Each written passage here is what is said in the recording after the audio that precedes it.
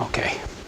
Okay, well, thanks for coming, everyone, especially this slightly different time.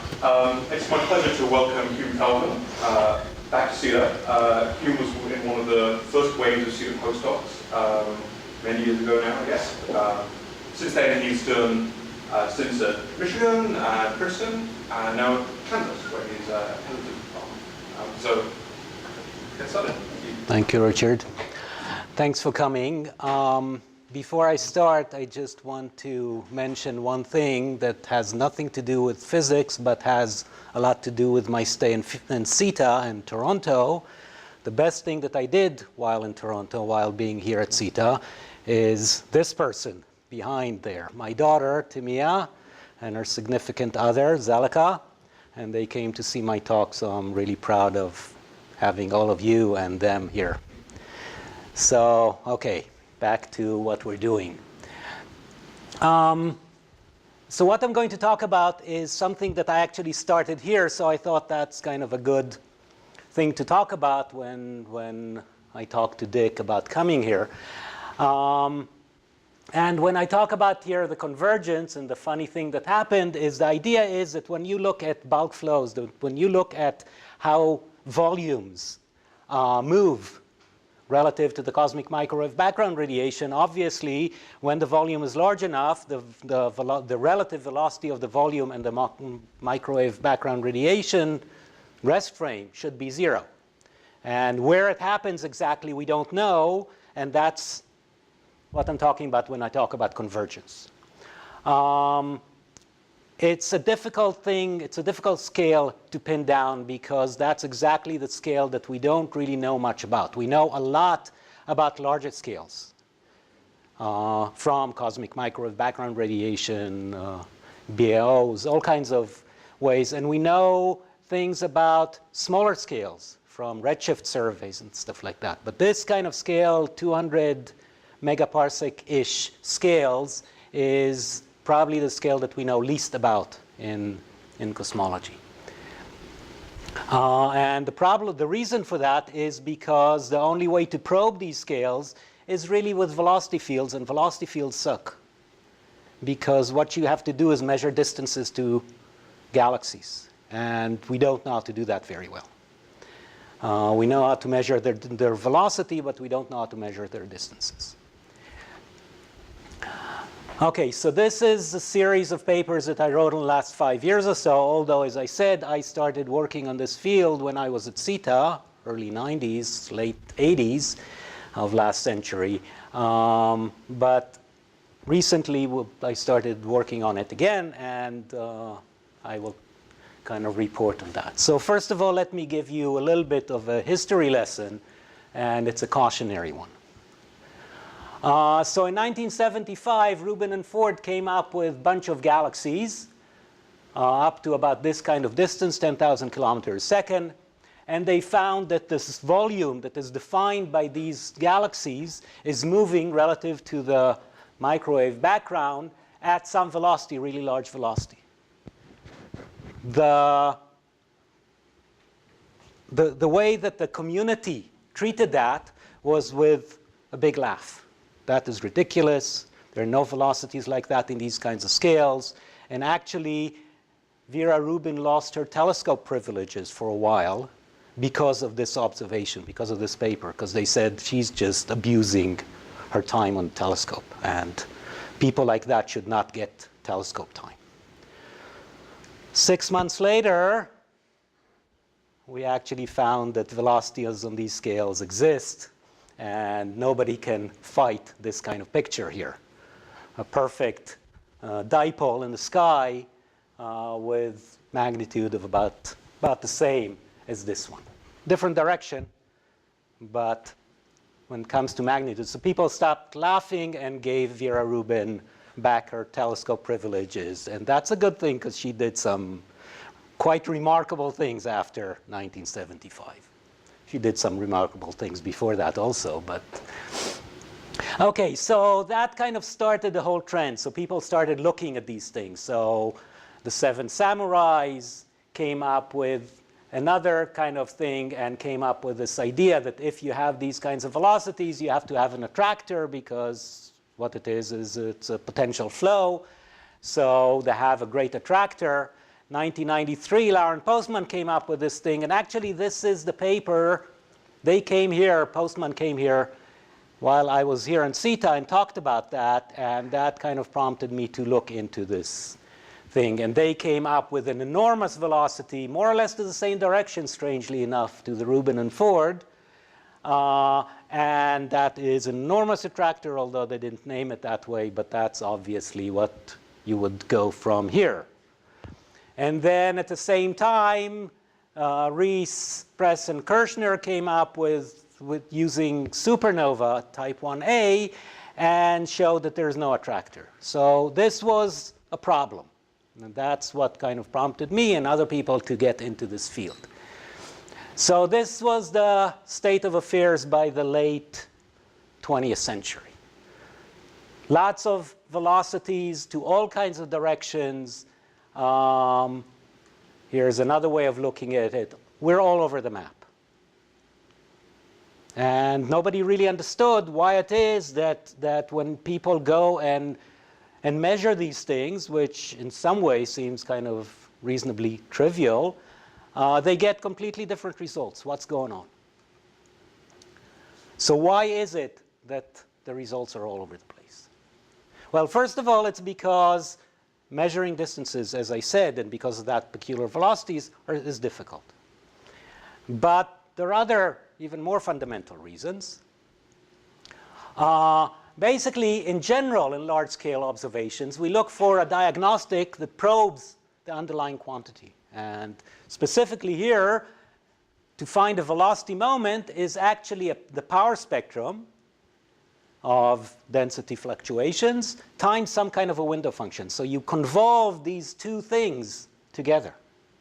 Okay, so when you are measuring this, you don't really measure this. You measure the power spectrum convolved with a window function. The window function is something to do with the survey, with the way that you look at the galaxies. So it's like if I look outside this window, well, say that this window was not covered with black, but was covered with pink, and you would look at a green tree outside, you will not see green tree, you will see some, I don't know what, some brownish purple.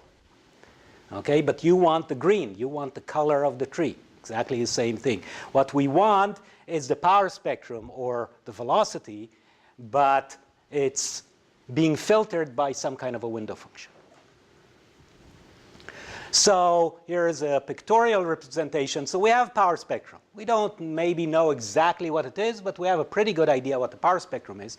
But the window functions are weird. And each different survey, these are 3 different surveys, probe the power spectrum very differently. Okay, so basically what you want is to find the power spectrum on these scales, on large scales, which is the linear scale. But what you get is a bunch of stuff that brings power from small scales, called aliasing. It brings power from the small to the large, and you think that what you see is large scale, but actually what you see is large scale plus lots of small scale stuff. And this small scale stuff depends on the survey geometry and errors and all kinds of stuff like that. So it's each one of them probes the volume in a very different way. So I showed you the bulk flow, the shear, the next moment, and the octopole have the same kind of problems. You have lots of small-scale stuff that has nothing to do with what you're trying to measure. So basically, surveys are not consistent with each other. Each survey probes the same underlying velocity field, but not the same bulk flow because of that. So the reasons are various. Bulk flow, first of all, it's not a number, it's a function of scale. Okay, each scale, each volume moves differently relative to the background. Also, as I said, the surveys probe the velocity field in different ways. And aliasing, which is this small scale kind of small scale signal that masquerades as large scale. So it's small scale actually errors masquerading as large scale signal. So we're trying to figure out how to get rid of this, how to only look at the scales that are interesting for us. So a little bit of, better description of what the velocity field is. So basically we have that galaxies trace a large-scale linear velocity field, which is described, remember, the linear velocity field is described by a Gaussian random field that is completely defined in Fourier space by the power spectrum, the velocity power spectrum. So if we have, remember, when we look at galaxies, the only velocity component that we see is a line of sight. We can't see transverse velocities. It's too far away. So it's r dot v is what we actually look. That's a line of sight velocity. We just Fourier transform that, and then we define the velocity power spectrum to be this, the correlation function in Fourier space. And in linear theory, the velocity power spectrum is related to the density power spectrum by this thing, which is the rate of growth of perturbations at the present epoch and h and k's and stuff like that. So the power spectrum, this velocity power spectrum, or actually the density power spectrum, provides a complete statistical description of the linear peculiar velocity field. So what do? We take a catalog of peculiar velocities indexed with positions and estimates of line-of-sight peculiar velocities and some uncertainties. And we assume that observational errors are Gaussian. And we model this velocity field as a uniform streaming motion. It can have higher moments, but first approximation, just a uniform streaming motion, or bulk flow, which is denoted by u, ui, x, y, and z, or any direction you want. And then you have some random motions drawn from a Gaussian with some velocity dispersion. Okay, so the statistic of this line of sight peculiar velocity is biased by the existence of nonlinear flows. So what you want to do is form some moments of linear combination of peculiar velocities. So this ui, these moments, are just sum of some weight times what you observe, the line of sight peculiar velocities. So if we have a survey that densely occupies a large volume, then the moments can be formed that small-scale motion are averaged out. That's the whole idea. If you take a bunch of numbers, say between -1 and 1, and you add enough of them together, you'll get something close to 0. Problem is that we don't really, it's difficult to densely probe these volumes. First, because to measure distances, true distances, not redshifts, it's very expensive. So, and it takes a lot of time, a lot of effort, a lot of telescope time especially. So it's difficult to make really dense peculiar velocity surveys. So the measured line of sight peculiar velocity, we model it as I said, r dot v plus some error. And the error is a Gaussian with 0 mean and some variance. The error for the actual observation plus some velocity dispersion that you can think of as our ignorance factor. What we don't know, what all the small scale stuff, all the nonlinear stuff is being put in here. And then we make some covariance matrix from these u's, which are to do with these weights, what I showed before, times the correlations between the velocities. So here are the correlations. There are the correlations between the velocities themselves, the true velocities, plus some error thing. And because the errors are independent of the velocities, you don't have cross term, which is a nice thing. So the covariance matrix for a set of these moments can be written as that, two independent things. One is the error covariance matrix, which has to do with the weights and the errors, and then as advertised, a convolution of the window function and the power spectrum. The window function I'm not going to talk much about it, but basically it's a Fourier transform of the distances between points and r dot k's. And of course, the weights. And the weights is really what I'm trying to kind of push on you today. So the window functions depend on the weights and the distribution of points in the survey. And it tells us which scale contribute to the values of the moments.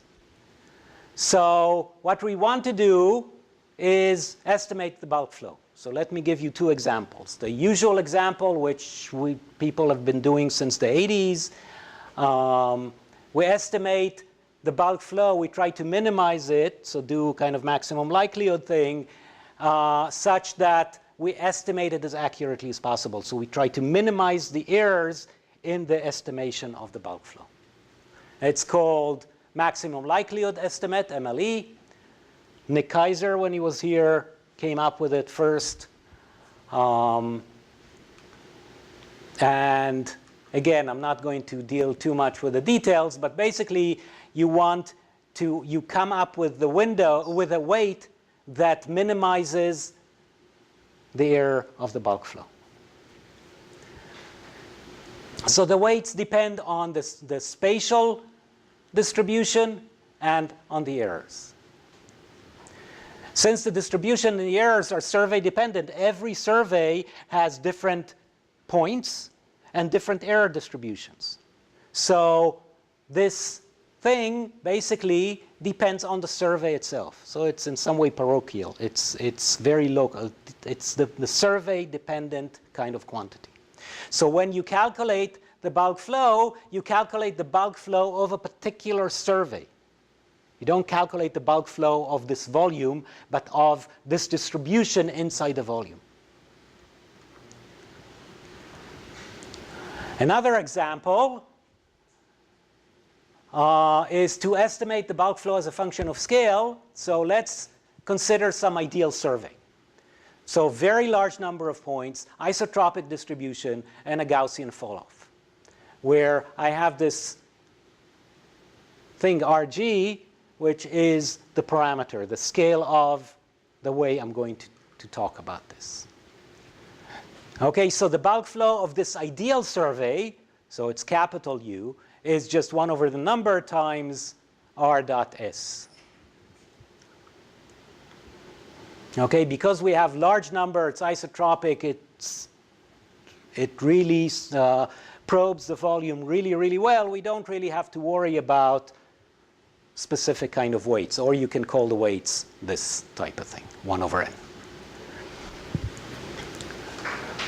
Okay, so and what we want to do is find what we call the minimum variance MV weight for the UI from the real survey, which is some weights, and the way to find these weights is by minimizing the variance between UI, which is the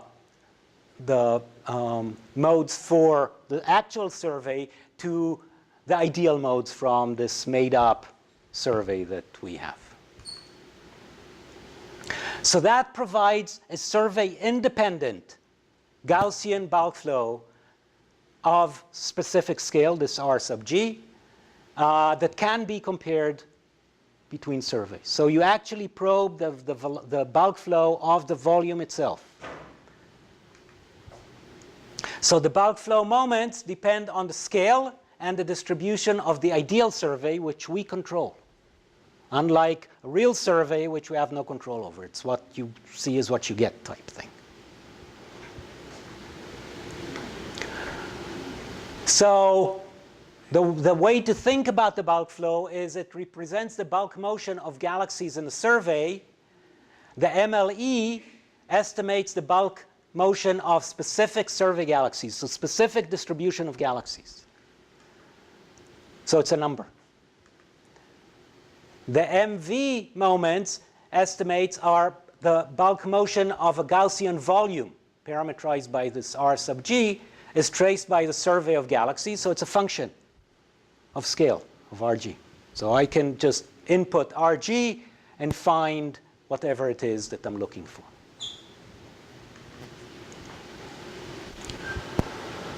So basically, it all comes down to the weights. How you weigh the galaxies tells you what you're going to get out of it. So the weights that are assigned to galaxies basically will tell you what kind of information you get out of this. So what we want to do is design the window functions that address specific measurements. So we want to estimate a quantity that is survey independent. In other words, it can be compared across different surveys and can be estimated well by linear theory, so minimally affected by small scales. So let me give you an idea of what window functions. So here are a bunch of window functions for different surveys. Here are 9 different surveys. And what do we see here? So first of all, surveys probe different scales. So the scales are basically the width of the large scale type of place here. Okay, so it tells the width of this thing tells you the scale of the survey. And as you can see, different surveys give you different scales, different widths. Aliasing. So the surveys probe small scales very differently. Okay, so small scales is basically what's happening in high K part of these things. And as you can see, different window functions probe them very differently. Also isotropy, basically if you look at different parts, so red, green, and blue are X, Y, and Z direction of the survey, galactic coordinates. So, and you can see that it probes different directions very differently, mainly because our distribution is not isotropic. We have, first of all, the part of in the galactic plane that we cannot see anything, and as we move away from the galactic plane, seeing is getting better or worse depending on the exact way that you measure distances. So, but the idea is that the window functions tell you everything, tell you exactly how you look, what's happening, how much aliasing you have, how much anisotropy you have, and what the scales are. So I'm just going to show you, run through really fast, kind of surveys that we looked at. You can see the spatial distribution, the velocity distribution, the redshift in red, and the real distribution in blue. So the distances and the redshifts.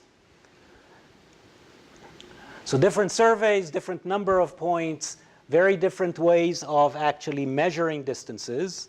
We have Tully-Fisher and DN sigma and supernova and surface brightness fluctuations and on and on and on. And only talking about that is a whole talk or more. I will not talk about that here. But basically, just to show you that we looked at everything that exists. Some clusters, some groups, and some individual galaxies. The SFI++ used to be the largest kind of singly calibrated survey done in Cornell with Tully-Fisher kind of galaxies and so on. And the latest one is, okay, so first of all, let me just talk a little bit about this. So this is a composite that we took all the available data and tried to calibrate it and put it together in one survey. And that we created that about 5 years ago. It used to be the largest and best sky coverage velocity or distant survey that existed. Just last year, last year, Brent Tully and his friends came up with what they call the Cosmic Flow 2, which is even larger than the composite. They also took all the velocity fields they added themselves. They tried to recalibrate and do the whole thing. So they did a group catalog and a galaxy catalog, and here they both are. But you can see really good sky coverage, reasonably good sky coverage, except the zone of avoidance here. Nice kind of fallout here, very nice velocity distribution. So really nice surveys. But again, just think about that. We're going to about 200 megaparsec scale, and what we have is 8,000 galaxies. So relative to redshift surveys, it's pathetic. And that's what we have to contend with. OK, here is just another way of showing the same thing. Red are things that are moving away from us. That's only peculiar velocity. So we removed the expansion of the universe here. So red are moving away from us. Blues are moving towards us.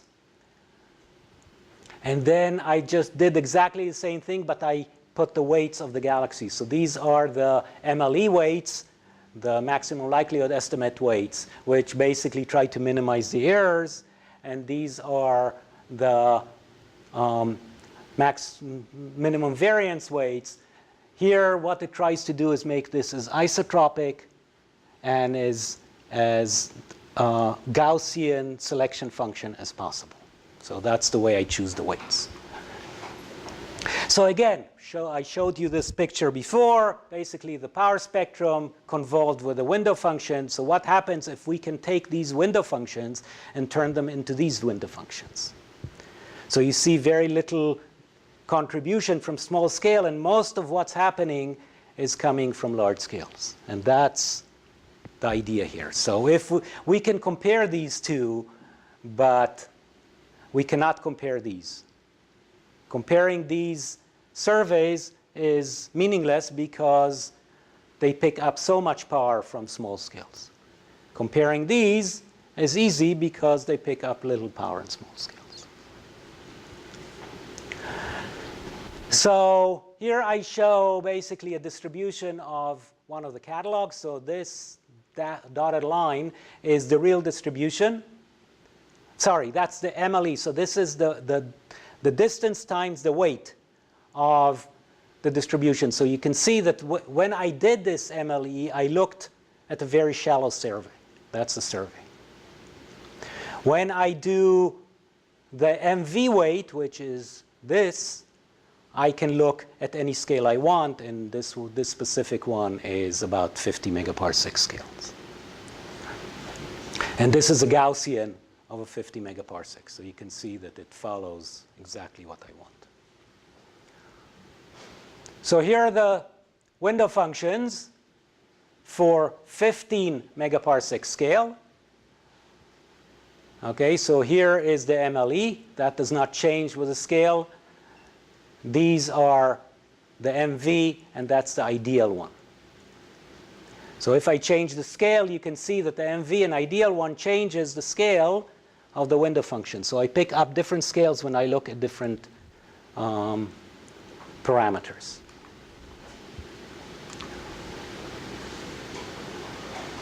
Okay, for some reason it got stuck here. Oops. Okay, so this is just, I changed the scale of the survey.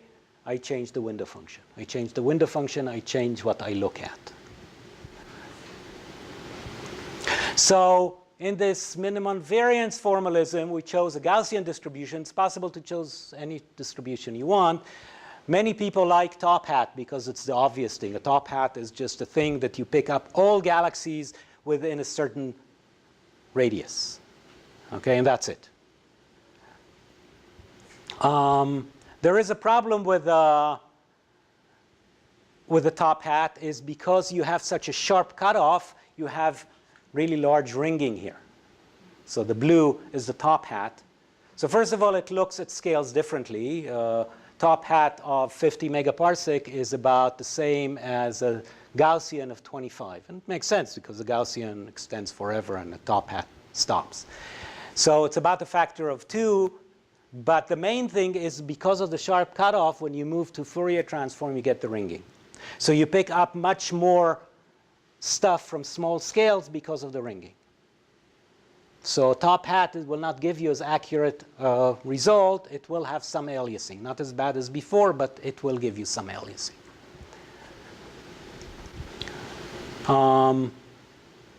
Okay, so here I just wanted to show you this, the differences here and this, but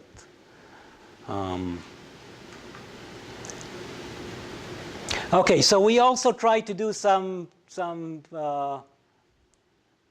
taking some numerical simulations, which we know exactly the results and or the answer, and compare them to see if we get the right thing. I can't see the. Okay, I'm fine with time. I will not talk about that much, but basically we have these really nice kind of simulations, two kinds of simulations, the Las Damas and the Horizon Run. We go, we pick up galaxies, we do a survey on the simulations. Exactly the same as the same selection function, stuff like that, the actual observers did. So here are comparisons between sparse sampling and a little bit denser sampling. And the real surveys have more anisotropies, especially far away, and the simulated ones do not, because we didn't put them in. But basically the same kind of distribution and same number. And the weights that we gave every galaxy, we went to the actual survey, we found what the weight we found for this galaxy, and we put it into the survey. So we will not have problems with the weights. We will look at the weights exactly the same. So the weights we assign to the mock galaxies are similar to the weights we assign to the real galaxies. And for each of these Las Damas or Horizon Run mocks, we estimated the bulk flow using the MV weights, and we found out the real bulk flow, which we call V's, capital V's. And the Gaussian moments are calculated by going to the same central points for each one of these mocks in the simulation box. And each galaxy is weighting by some Gaussian weight with some width. So what we see is the U's versus the V's, and you can see that it follows this thing. So there's very little biasing, some distribution, of course. But they all look as if they follow the right trend. Here, basically what I change is, again, the scale here. And you can see, so this is the MV and this is the MLE. And you can see that the MV, no matter which scale I look at, continues to follow this line more or less. But this one, the MLE, is true. It follows this line only for a particular scale, the scale of the survey. So it looks like only one time it's right. All the rest is wrong. It's like a clock that doesn't work.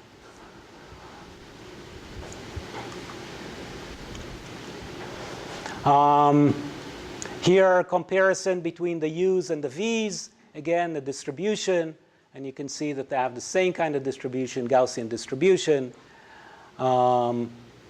The line is the expectation from linear theory, which sits on top of them as well. This is, again, function of scale.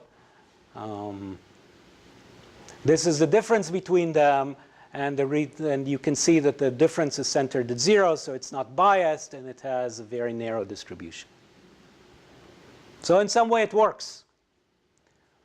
So the MV moments are unbiased estimators of the bulk flow of a given scale for every scale, independent of the geometry of the particular survey.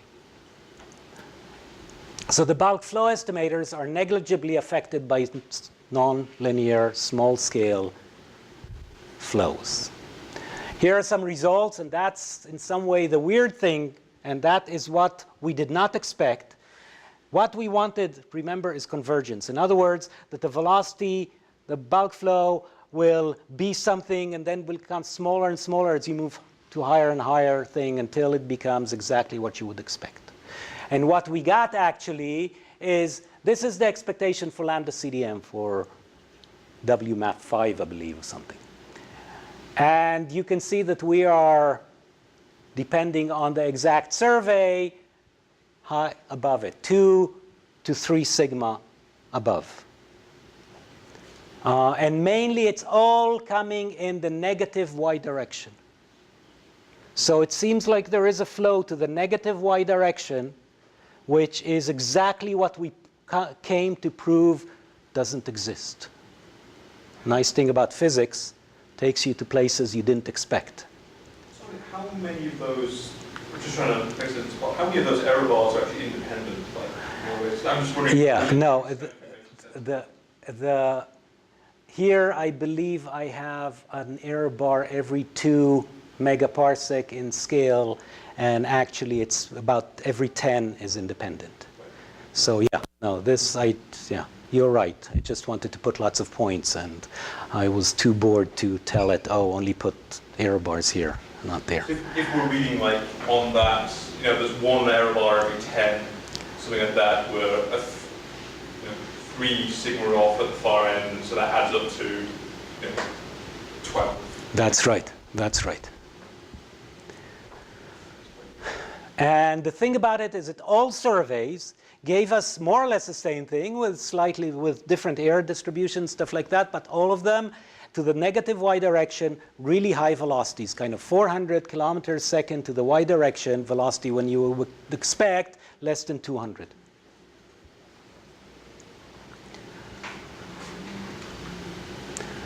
So this kind of made us pause a little bit. What's going on? What is happening there? And we looked for a long time, but then this year, and this paper that I just is just winding its way through the referee, came up because Tully came up with this CF2, a Cosmic Flows 2 survey. And what we see is it does not give you these. It still is above what you would expect, but it's not as bad. It's not a 3 sigma thing. It's kind of a 1.5, maybe 2 sigma thing. Only to the negative y direction.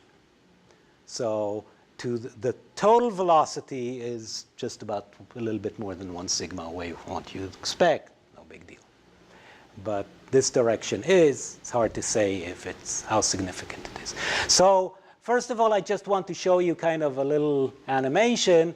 This is the direction of the bulk flow. These are the weights. So the size of this thing, the symbol area is proportional to the weight. Reds move away, blue move towards us as a function of scale. Okay? So you can see we started large, then becomes small, and then becomes large again, which is what you saw in these things before. See, it started large, becomes small, then becomes large again. I'll run this thing, and here's the distribution as a function of scale, and you can see this thing. It's moving a little bit around, but the main thing is it's to the y direction only, so it's in the galactic plane, so it's very difficult to see what's happening behind it. Same thing for the cosmic flow. So again, you can see this. Same kind of thing that you see, but not as impressive. It's not becoming as large as it was before. Same direction, but the magnitude is smaller.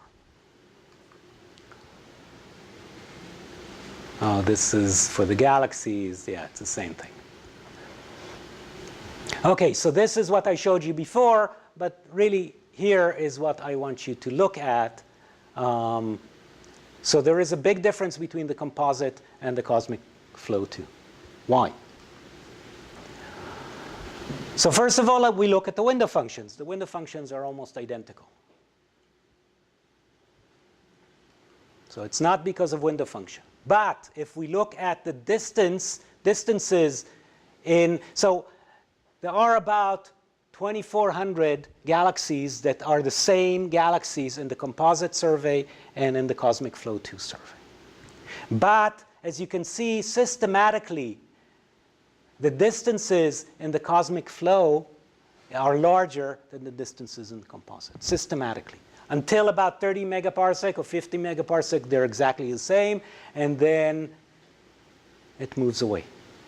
So you measure larger distances for the same galaxies. So the way that the Tully people measure these distances is systematically larger.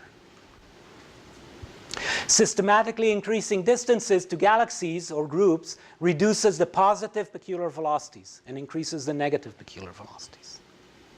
How much of the overlap between CF2 and composite involves polyfissuring in both cases? Most are. Not all, but most. Basically, it's your recalibration. That's right. Well, one of them did the inverse Tully-Fisher, and the other one did the direct Tully-Fisher, and they recalibrated things differently.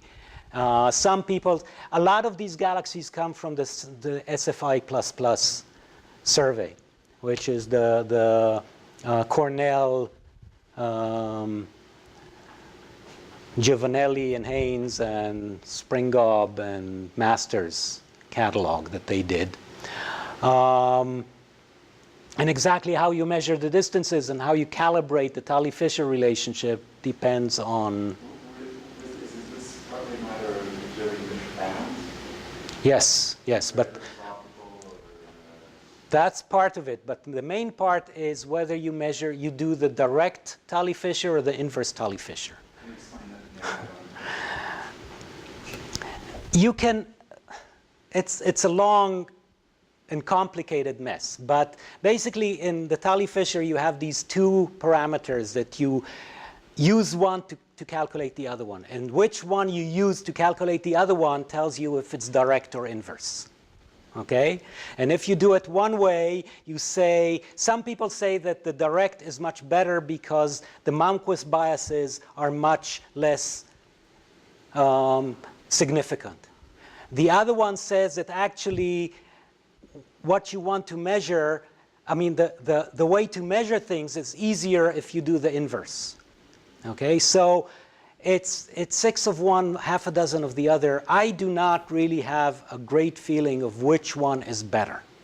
The main problem that I find is that the simulations that try to represent this effect are not good enough to really tell us which one is really more accurate. So right now, it's in the eye of the beholder. And this is the problem. This is the frustrating thing about this whole field, that the actual distances. So I showed you before that the main problem, at least to begin with, was problem of analysis. We didn't really understand what we're doing. We just took the velocities or the distances, and we calculated the bulk flow. It's a trivial thing. Everybody can do it. But then we realized that it's much more complicated than that, because you have this aliasing. You have these things that come in that have nothing to do with the distances. It has to do with how you sample them. So we fixed that.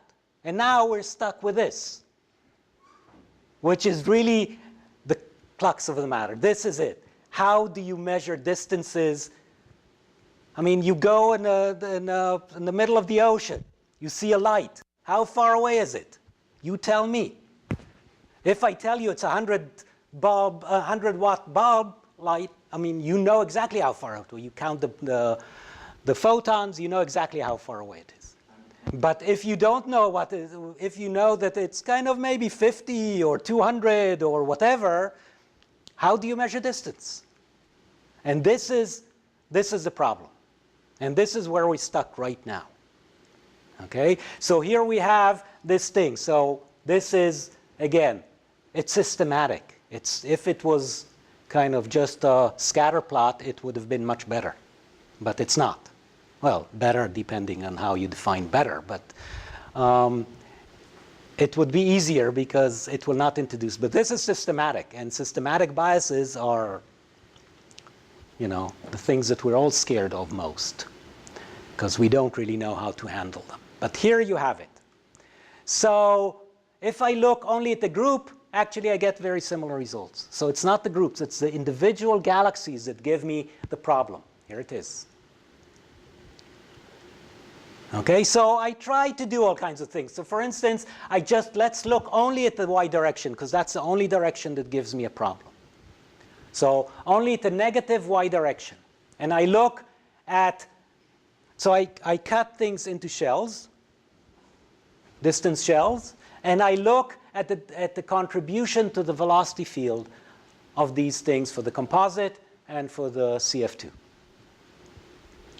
Okay, and what I see is that composite, again, systematically from about 50 or 60 megaparsec gives me higher contribution, higher negative contribution, actually.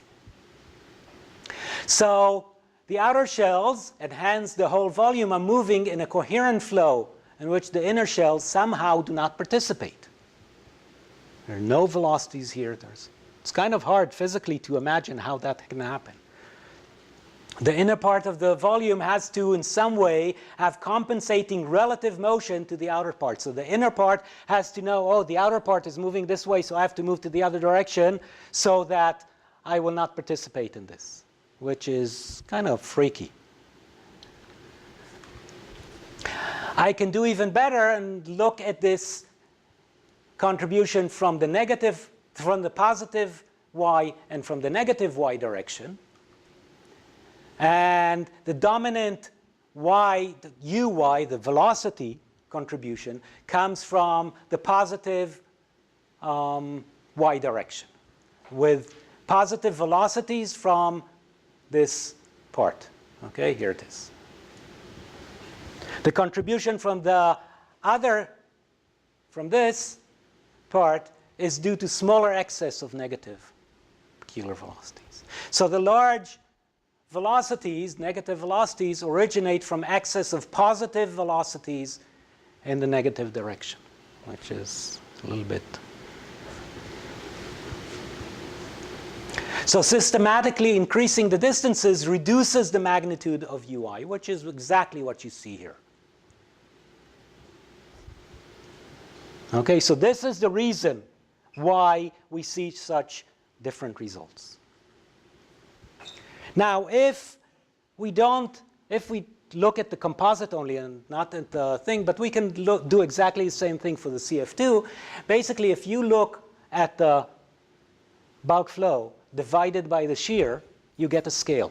And that's a scale from where you get the attractor. Okay, so just think about this. We have a ball, a volume, okay, and it's moving. Let's imagine that it's moving like a brick. There are no internal velocities, although they are, and you can calculate it. It's no big deal. The internal velocities are small. So we have a brick that is moving coherently. Okay? If you measure the shear, in other words, how much you have internal velocities, you can know basically the slope of the incline that you sliding down with, right? Because if the potential well is really large and you're really far away from it, then the flow here and the flow here will be exactly the same, right? But if the potential well is very small, then the velocities here will be much larger than here, right? Makes sense? So this thing tells you how far away the attractor is, how big the potential well is. And in the composite, what we see is that as we move further and further away, the attractor is very large. I mean, it's very distant, about 300 megaparsec. We don't have any information about what's happening at 300 megaparsec away from us. We know what's happening at 1,000. We know what's happening at 150. We know nothing about 300. Here I just showed you the x direction, which nothing is happening, and you get exactly what you would expect. This is the expectation from lambda CDM. Okay, so I'll just mention here is a survey, the 2-mass redshift survey. So that's about 200 megaparsec away. The furthest places are actually, one of the furthest away is the Shapley concentration, which is about 150 megaparsec away. That's about it. So these are all these things that we see. This is the direction of the flow that we detect. This is the direction of the flow that the 6DF flow direction, which came just about 6 months ago. So very similar type of thing, and there's nothing here.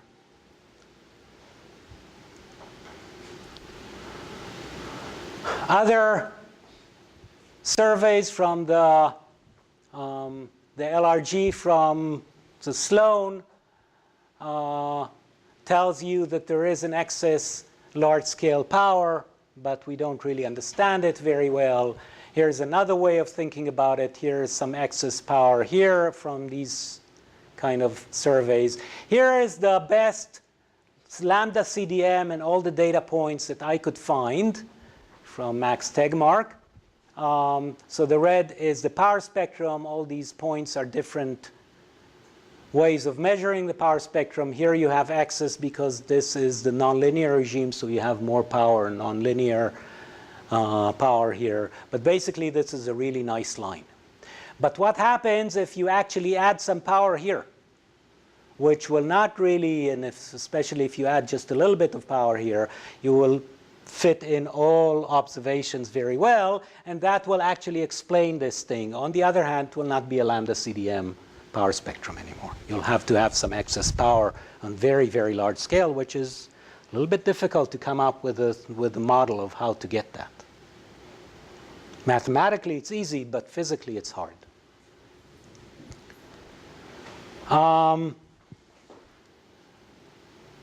Yeah, I'll just run through this. There was another way that we tried to do that. We tried to do it with supernova because they are the most accurate distance measurements we have. That's as close to a 100-watt light bulb that we have, or 10 to the 48, whatever.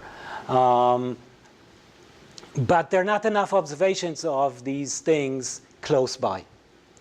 So, and once you move far away, the errors are way, way too large. So what we did is that we chose the luminous red galaxies, LRGs from the SDSS, because they form reasonably single population of galaxies, and they belong to a population with the same mean absolute magnitude and spectral energy distribution. So here is the SDSS, but this is the direction of the flow. So it's not ideal, of course, because you don't look at the direction of the flow.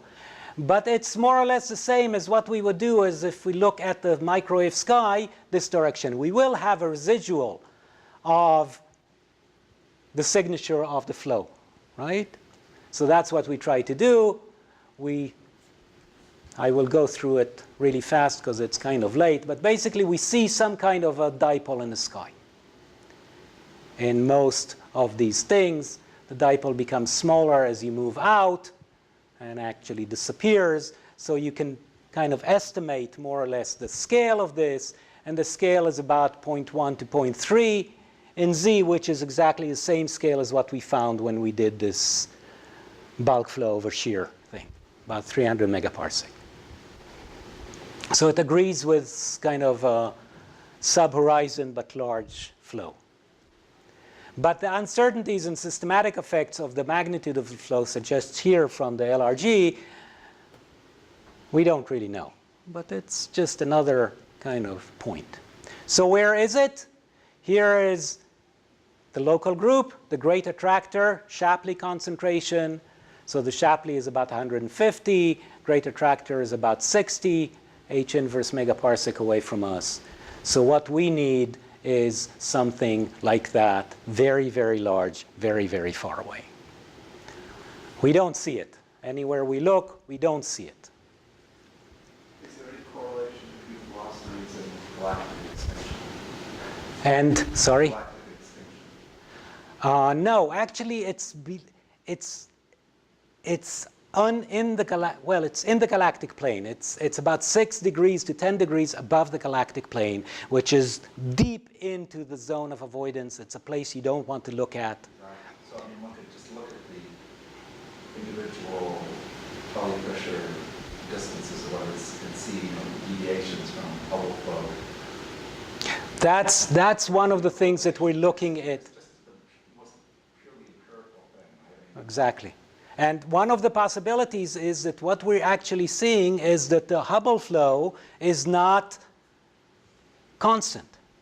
We are sitting, say, inside some kind of a bubble with small h, and then it becomes larger, whatever. Or large h becoming smaller. There are all kinds of possibilities. There's so many. It's very difficult to kind of parameterize it one way or the other.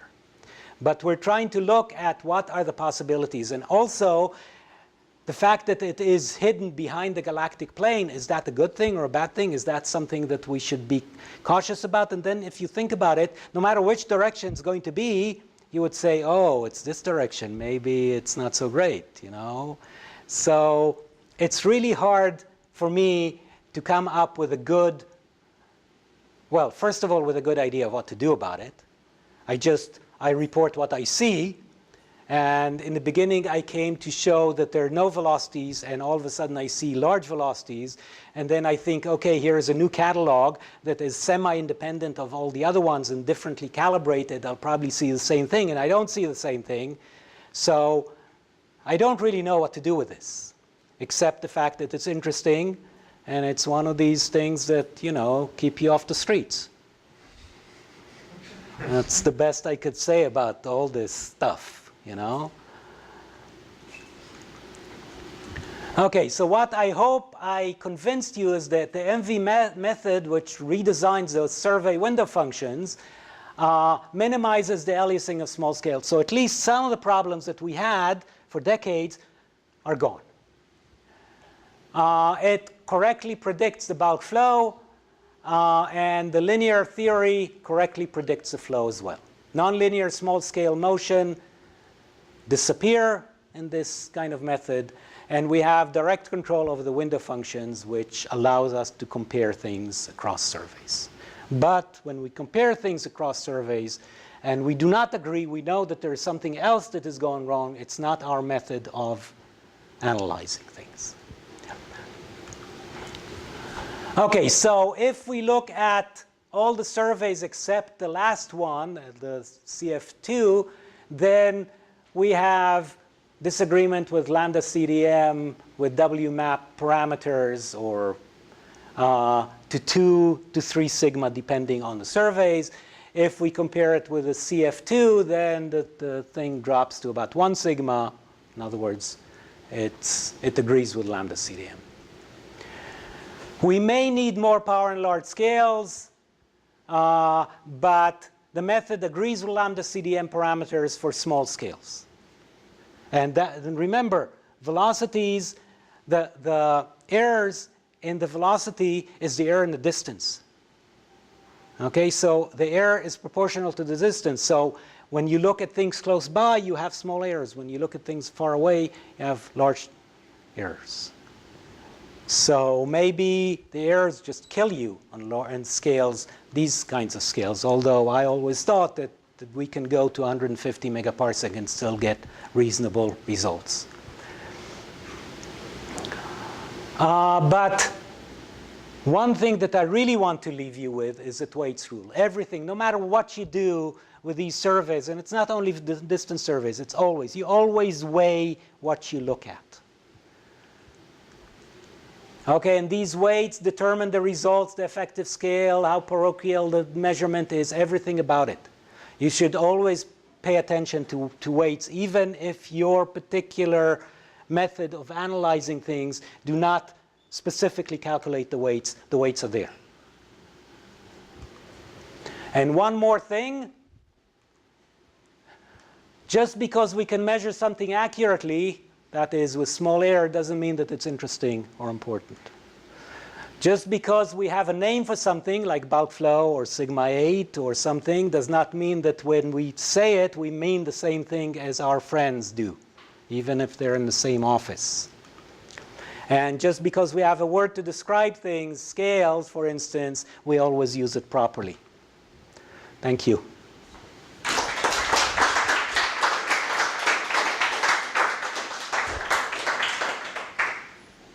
We've had a few questions already during the talk, but do we have a few more questions for Hume? So when you're using simulation, so how do you define gas in the simulation? How do I define? Gas? By halo-based? There are various ways, but friends of friends, halos, it depends on the survey. The Horizon Run, I believe, defined halos. And We have central gas. that's right. That's right. So we don't use groups there. We only use galaxies. Yeah.